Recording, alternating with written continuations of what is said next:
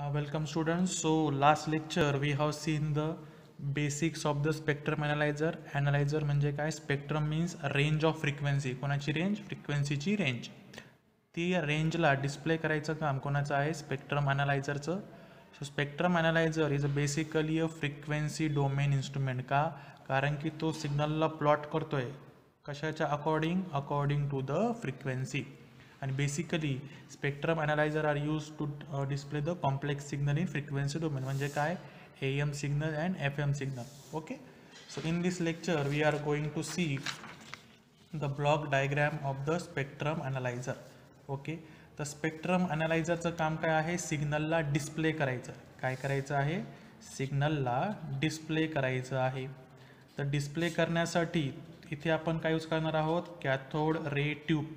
CROची block diagram जी आहे, CROमध्ये आपण जसं व्हर्टिकल प्लेटला सिग्नल दिलं होतं आणि हॉरिझॉन्टल प्लेटला सिग्नल दिलं होतं, सेम प्रकारचं लॉजिक हे पण स्पेक्ट्रम अनालायझरमध्ये यूज करायचं आहे. ओके. तर अगोदर इथे बघून घ्या काय काय सिमिलॅरिटीज आहे, काय काय याच्यामध्ये सारखं आहे.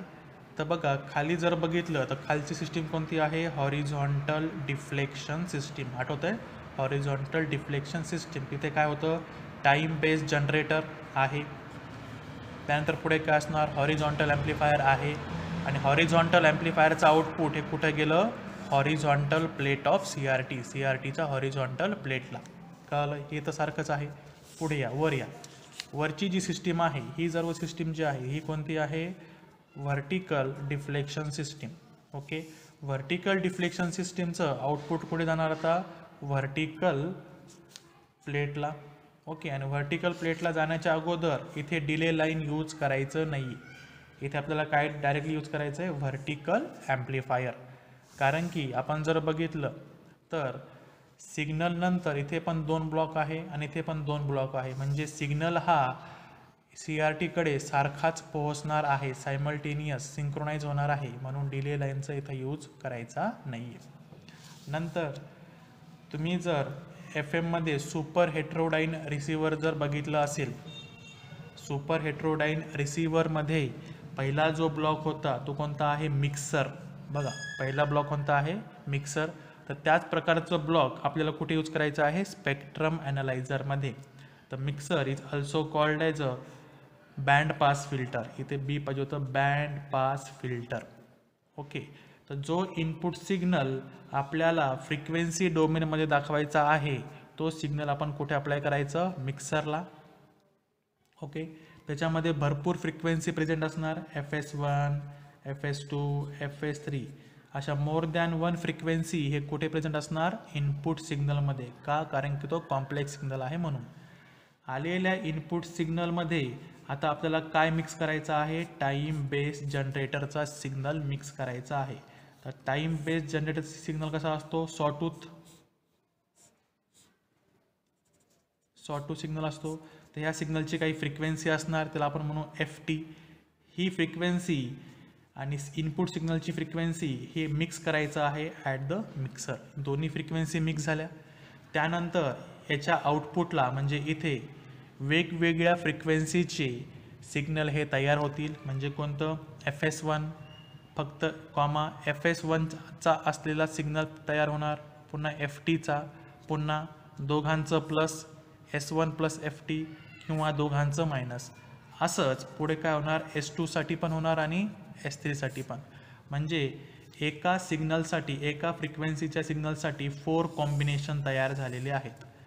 FS, FT, FS plus FT, FS minus FT. Okay. तर ह्या कॉम्बिनेशनमधून जी फ्रिक्वेन्सी आपल्याला सिलेक्ट करायची आहे, जी डिस्प्ले करायची आहे, it will be detected by the detector. कोणती सिग्नलची कोणता फ्रिक्वेन्सी हा सिलेक्ट करायचा आहे? तो FS करायचा आहे का FT करायचा आहे का FS प्लस FT करायचा आहे का FS मायनस FT करायचा आहे? It will be decide or detected by the detector. आणि आलेली frequency it is going to the vertical amplifier.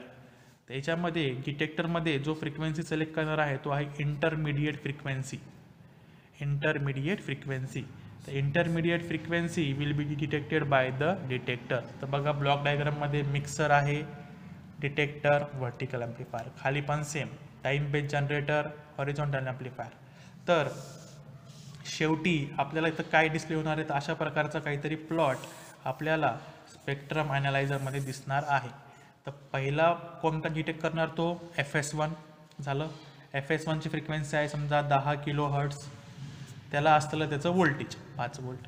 त्यानंतर FTची फ्रिक्वेन्सी आहे 20 किलो हर्ट्स, त्याला असलेलं व्होल्टेज 8 व्होल्ट.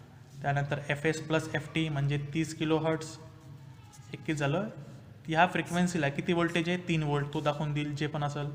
इथे 10 किलो हर्ट्स, त्याला असलेलं व्होल्टेज. म्हणजे प्रत्येक फ्रिक्वेन्सीला 1 बाय 1 काय करायचं आहे, डिटेक्ट करायचं आहे आणि त्याला काय करायचं आहे, विथ रिस्पेक्ट टू फ्रिक्वेन्सी त्याचं व्होल्टेज हे दाखवायचं आहे. प्रत्येक सिग्नल, प्रत्येक फ्रिक्वेन्सीला असलेलं त्याचं व्होल्टेज. तर इथे 4 फ्रिक्वेन्सी होत्या, 1 2 3 4. इथे बघा 1 2 3 4. तर 4ही फ्रिक्वेन्सीला असलेलं voltage it will be displayed on the spectrum analyser. त्याच्यामध्ये काहीच नाही, याच्यामध्ये फक्त 2 ब्लॉक ॲड झाले, मिक्सर. या 2 फ्रिक्वेन्सी मिक्स करायच्या, 4 कॉम्बिनेशन येतील आणि 4ही कॉम्बिनेशनला डिटेक्ट करण्यासाठी आपण काय यूज केला आहे, डिटेक्टर यूज केला आहे. आणि आलेल्या सर्व frequency it will be displayed on the spectrum analyser. Okay, so हे झालं आपलं block diagram of the spectrum analyser.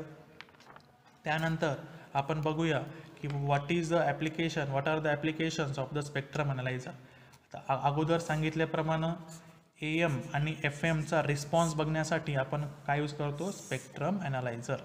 Okay, त्यानंतर it is use in the TV and radars. हे इक्विपमेंट टेस्ट करण्यासाठी आपण स्पेक्ट्रम ॲनालायझरचा यूज करतो. सिमिलरली मायक्रोवेव्हचे जे instrument आहेत, तर त्यावेळेस आपण स्पेक्ट्रम ॲनालायझरचा यूज करतो त्यांचा रिस्पॉन्स बघण्यासाठी, ते प्रॉपर वर्क करत आहे का नाही त्यांना टेस्ट करण्यासाठी we are using the spectrum analyser.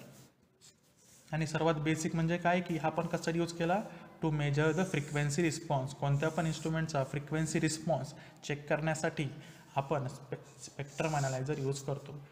Frequency response म्हणलं, फ्रिक्वेन्सी रिस्पॉन्स म्हणजे काय की X ॲक्सिसला फ्रिक्वेन्सी आणि Y ॲक्सिसला व्होल्टेज, हा प्लॉट जर काढायचा असेल तर त्यावेळेस आपण यूज करायचा आहे स्पेक्ट्रम ॲनालायझर.